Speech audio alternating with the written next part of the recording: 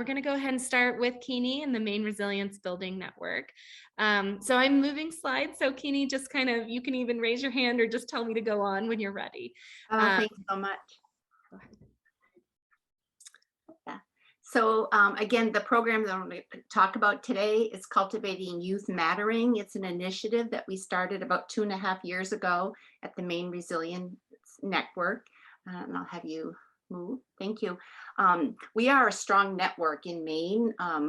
We are about 2,500 people that are connected through public health, business, healthcare, that attend our meetings and stay connected through programming and in-person meetings back pre-pandemic, back in the day. And that just, I just lay that grounding for you to really talk about the impact we have in doing this work on mattering. So we have some very compelling data in Maine that I'll show you in a minute that called out youth not feeling connected in their communities. So Mervyn provided a forum to have conversations across the state in our public health districts to listen and learn to a cross sector of individuals, some youth, mostly adults working in different sectors to understand about mattering in their communities. And through these listening sessions, we developed our program, and I'll talk more about the tools and the resources. But we really strongly believe that we need to address this issue through primary prevention, going way upstream, right, and really connecting in authentic ways with our youth in communities, that we all own a piece of our community. It's where we live and work and play, right? And we've raised our families, or we're choosing to have a career in these communities. But more importantly, is like, who are the youth that are growing up, right? That will be our next generation of adults. So this changing mattering is really about going way upstream through prevention and not having to deal with the downstream outcomes that we're currently facing across our country, and very much here in Maine around chronic illness, suicide ideation and suicides, and substance use disorder, and again, high rates of depression and anxiety in Maine. So next, please. Thanks. So we, through our research, we connected with some wonderful national leaders. Christina Bethel worked with us along with Dr. Gordon Flett.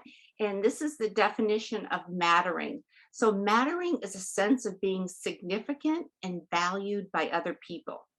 So if you believe you matter to others, we know that's a key protective resource that can buffer us from life stressors and challenges throughout life. And it's very different than belonging. When you are seen, heard, and valued, and more importantly, you're missed, right? If you're not there, that's mattering. Where you could belong to a basketball team, or you could belong to theater, but never be chosen for a role that you're working in the background. And you might want to tip and test being in the theater on stage. So it's very different, and we recognize that the power of mattering can support us through positive connections and community is the approach that we're taking. Thank you. So mattering, as you know, is very much aligned with social connectedness, and we talk about this is, being community conditions and environments where we live, work, and play. And we like to highlight that it's receiving as a priority with the US CDC as one of the 5 priority social determinants. And we know that youth connecting has this lasting effect. We're fortunate to have some good research in at the CDC level, which I'll talk more about in a minute as well. So mattering has 3 domains, and it's really important to understand this and think about, okay, where's our role in supporting anybody to matter, right? Not only children, right, but in adolescents, but any of us. So we can matter at home, work or school, and community. And I imagine if we pause, we can think about a time where, you felt like you didn't matter in your workplace, or maybe in your home, right? Or in community somewhere that you just felt like you didn't make a difference. No one saw you. You didn't feel seen, heard, and valued. Um, we're fortunate in Maine to have a data set, the Maine Integrated Youth Health Survey, that provides data every 2 years to us to understand youth feeling connected, having somebody that loves and supports them in their home. We also measure in Maine that you are connected to a caring adult, a teacher in the school, and then do you feel like you matter in your community? And it's that data set around mattering community that we decided to move forward with this initiative to really prevent, more importantly, but to address social connectedness and many of the diseases of despair, such as suicide and anxiety and depression. This data set from 2019, and we're waiting to get our new data set from 2021. But 43% of high school students felt like they did not matter in their community in Maine. So think about that, right? That's close to half of our youth do not feel connected in their community, that they don't matter. 20% of our middle school students also had seriously thought about killing themselves. So we have data for mattering in both middle school and high school, and it is about 50% total feel like they do not matter in the community where they live. And we also know from the data in Maine that there are populations of youth, and although we do have youth of color in Maine and Indigenous youth, the numbers are so small that we're not able to get data on that those individuals.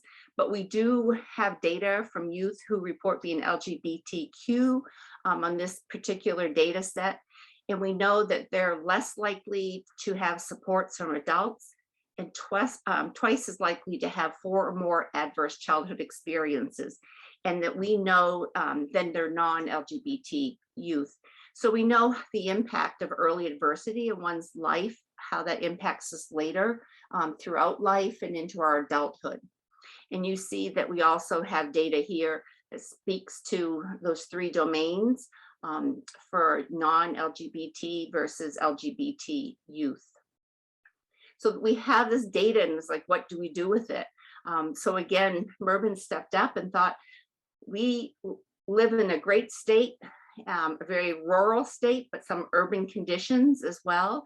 And how can we make a difference through education and awareness, but moving communities to solutions to really do this wraparound approach to begin to understand what youth want in their communities. And it's really rooted in bringing youth to the table to be part of the solution. It's not adults telling youth what they need in community. Thanks. This goes back to the data from the US CDC that youth who had family and school connections had much greater positive health outcomes as adults too. So this is national data from the US CDC, and we're following our data in Maine, looking at this initiative for out 15 years, every 2 years, being able to move the dial and shift the dial on the mattering in Maine. At the heart of this program really is equity, right? It's like, who are the young people that live in their communities? What are the community conditions where people live, right? So connectedness, if you live in rural Maine, you may live 14 miles from the general store, or you may live 24 miles from your closest friend or someone that you identify that you want to be with, right? We know there's food security issues in Maine. We know there's a lot of poverty issues in Maine.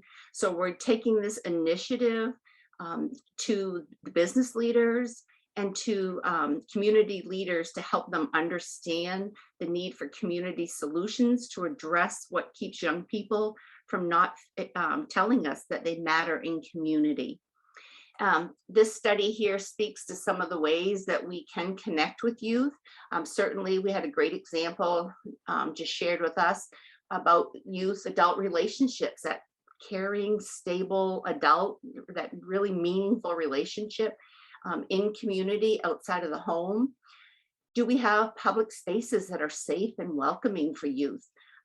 I know we've had spaces in Maine where we had signage that said, no youth under 18 allowed to hang here, or the park closes if you're a minor at 7 p.m. So we're looking to change those policies, big P's and little P's in communities, help them think about how they can create safe spaces that are really welcoming for youth. And then actually including youth, these diverse groups of youth, into community solutions.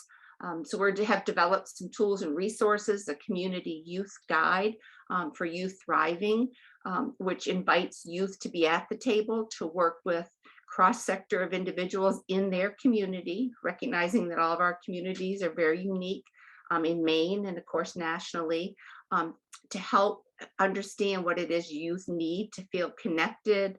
So they want to stay in their community, or maybe they go to school and come back to community, or they want to have a job and stay connected to the community where they live. So in what are ways that we can really have authentic engagement? So people often ask us when we have these conversations in communities or with business leaders and civic leaders, our neighbors, and that's really a key component here, right? So no matter where any of us live, we're all a community member. We're a neighbor, right? So we all own this solution, right? It's not, you can't say, oh, business owns this or the civic owns this. It's really a community issue to solve. But I know every day how I show up and engage as a community member, whether it's talking to someone riding their bike on my rural road with a fishing pole on the, hanging out in the back saying, where are you going? Where are you going to fish today? Or anything biting, like being authentic, engaging, right? But people will say to us, well, what do I say? How do I do it? They want to know how to get started. And we really talk to them about really being authentic and meeting youth where they're at and being genuine, pausing, taking the time, making eye contact, building relationship with them so they feel mattering. An example, many of our communities have little community stores where youth will pop in maybe and buy a drink and leave after school, as an example. Just think about your role of saying, hi, how you doing today? Or I haven't seen you for a couple of days. Where you been? I missed you. It's that type of authentic engagement that's mattering. And that goes a long way for positive mental health. And that's in working with many of our community programs who are part of this initiative. We're really hoping to shift the mental health, go upstream, prevention, and help young people today feel more connected and wanting to be out in communities by providing these really safe spaces for them to show up. So I'm happy to share more with you. Again, you can visit our website to learn more about the Mattering Initiative. The program tools and resources are on the website, and we'll be releasing our Youth Thriving Guide, which is really a roadmap for communities to work on the issue of engaging youth and working with youth across all populations to figure out what is the community solution for them to feel engaged. Awesome. Thank you so much, Kini.